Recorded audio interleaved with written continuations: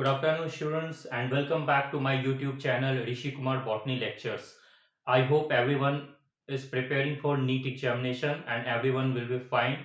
Okay, so some of the students requested or demanded that, sir, please make video on the topic molecular basis of inheritance, because plant physiology most of you have already completed, and some demanded to make videos on genetics and molecular basis of inheritance.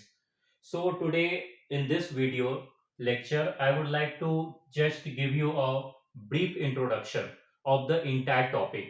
तो topic या chapter का नाम क्या है आपका? Chapter का नाम है आपका molecular basis of inheritance.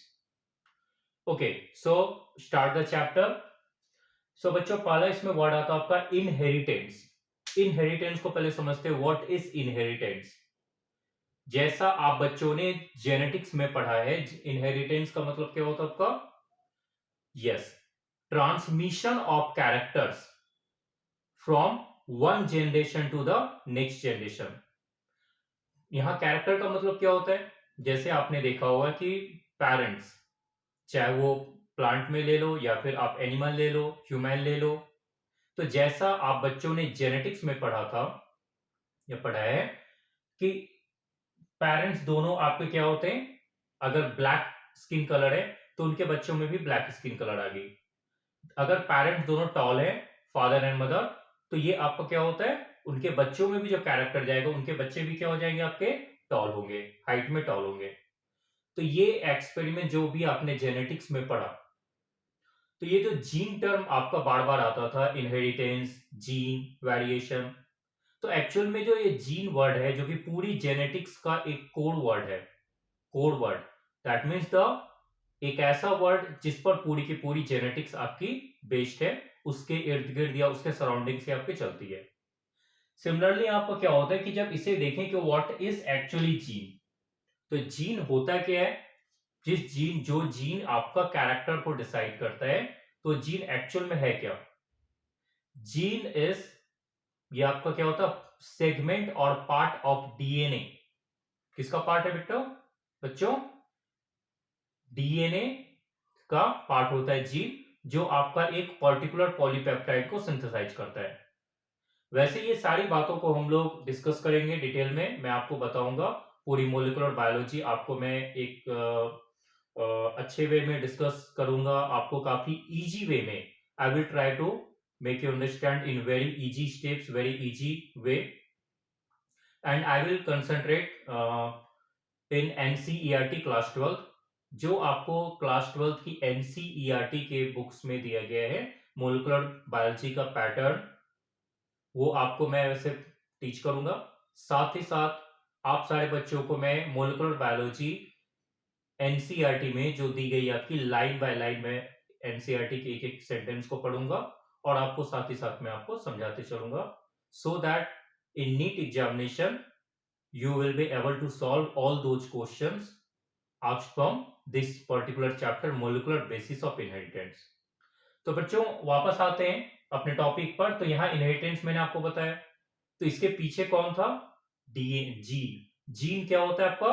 It's a segment of DNA, जो आपका क्या होता है, आपका ट्रांसक्रिप्शन ट्रांसलेशन करके आपका प्रोटीन बनाता है और फर्दर वो आपका कैरेक्टर को इन्फ्लुएंस करता है. सो ये जो डीएनए की मैंने आपको बात की, deoxyribose nucleic acid, DNA full form देखा जाए तो, डीएनए के बारे में आपने छोटा सा इंट्रोडक्शन के तौर पर आपने पढ़ा है. कहां पढ़ा है? क्लास 11 की बायोमोलिकुल्स चैप्टर में. याद करें तो वहां पर डीएनए का आपको बायोमोलिकुल्स में इसका स्ट्रक्चर आपको पढ़ना होता है. ये चैप्टर पूरी की पूरी क्या होती है आपकी? डीएनए इस पूरे चैप्टर में आपका मेन रोल प्ले करता है. तो अब आप मुझे बताएं सारे बच्चे, ये जो आपका डीएनए है, ये डीएनए क्या आपका? बायोमोलिकुल है. क्या है?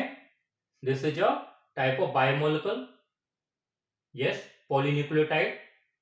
तो ये आपका डीएनए, ये मोलिकुल आ गया, बायोमोलिकुल. तो ये पूरा का पूरा इनहेरिटेंस कौन कंट्रोल करता है? आपका डीएनए, जो कि एक बायोमोलिकुल है. दैट मीन जिस जीन को आप पूरे जेनेटिक्स में पढ़ रहे थे, the gene which is responsible for inheritance variation, so that is actual DNA. And DNA क्या होता है आपका? बायोमोलिकुल होता है। Okay, so this biomolecule affect inheritance, और you can say that play an important role during inheritance or transmission of characters from one generation to another generation. तो आपने जो भी जेनेटिक्स थ्योरी पढ़ा उसको मोलिकुलर लेवल पे अब आपको इस चैप्टर में पढ़ना है, so that this chapter is named as molecular basis of inheritance, right? So I hope अब आपको ये समझ में आ गया होगा कि इस चैप्टर का नाम मोलिकुलर बेसिस ऑफ इनहेरिटेंस क्यों पढ़ा। इसके पहले जो चैप्टर थे उसका नाम था principle of inheritance and variation, जिसे हम लोग जनरली जेनेटिक्स के नाम से जानते हैं। तो अब इस चैप्टर में डीएनए का सबसे इंपॉर्टेंट रोल है, मेजर रोल है। जैसे आपको समझाने के लिए एक मैं सिंपल सा एग्जांपल देता हूं। जब भी आप लोग मूवी देखते हो, हिंदी मूवी देखते हो, हॉलीवुड बॉलीवुड कुछ भी देखते हो, उसमें आप देखोगे कि एक मेन एक्टर होता है और उसी मेन एक्टर के आसपास क्या होता है कि उसके आसपास कहानी चलती है, वो लीड रोल में होता है, और इससे क्या हो जाता है कि आगे की ओर ये क्या करता है, इसकी स्टोरी आगे बढ़ती है। तो वैसे यहां क्या हो जाता है कि इस पूरी मूवी में मोलिकुलर बेसिस ऑफ इनहेरिटेंस, मतलब पूरा इनहेरिटेंस या कैरेक्टर का ट्रांसमिशन, इस पूरे प्रोसेस में जो डीएनए है, ये डीएनए आपका मेन एक्टर है, ऐसा आप समझे। क्लियर? तो ये डीएनए क्या होता है, इस डीएनए को ये ट्रांसफर करता है कैरेक्टर को, कहां, मतलब अपनी इंफॉर्मेशन को कहां भेजता है। इसका अल्टीमेट गोल है टू प्रोड्यूस प्रोटीन्स, चाहे वो स्ट्रक्चरल प्रोटीन्स है, एंजाइमेटिक प्रोटीन्स है। जब तक एंजाइम्स नहीं बनेंगे तो कोई मेटाबॉलिक रिएक्शन नहीं होगा, तो मेटाबॉलिज्म के लिए एंजाइम्स चाहिए। Structure, skin colour, melanin synthesis, तो इसके लिए आपको क्या चाहिए, उसके लिए आपको जीन्स या डीएनए प्रोटीन्स चाहिए। तो अब इसमें देखिए जो डीएनए है ये अपने मैसेज को ये डायरेक्ट नहीं भेज सकता है। डीएनए क्या होता है कि बीच में इसके मैसेज को कैरी करने के लिए दूसरे मॉलिक्यूल की रिक्वायरमेंट होती है, जिसका नाम होता है आरएनए। क्योंकि ये मैसेज कैरी करता है इसलिए इसका नाम पड़ गया मैसेंजर आरएनए। ऐसा मैसेज कैरी करता है, कैसा मैसेज, जिस टाइप का प्रोटीन बनना है, अमीनो एसिड का सीक्वेंस बनना है, वैसा ही मैसेज ये एमआरएनए के थ्रू सेंड करवाता है। तो ये जो पूरा का पूरा प्रोसेस है इसे कहा जाता है आपका सेंट्रल डोग्मा। लेकिन ये अभी कंप्लीट प्रोसेस नहीं है, ये जस्ट ओवरव्यू के लिए मैंने बनाया है। पूरे आपको सेंट्रल डोग्मा को समझने के लिए आपको डिटेल में समझना है, पूरा मैकेनिज्म समझना है। पूरी मोलिकुलर बायोलॉजी में आपको पढ़ना क्या है, मैं आपको एक ओवरव्यू बताता हूं। बहुत सारे बच्चे ऐसा भी कहते हैं कि सर मोलिकुलर बायोलॉजी तो डिफिकल्ट है एंड ये समझने में थोड़ी सी प्रॉब्लम आती है।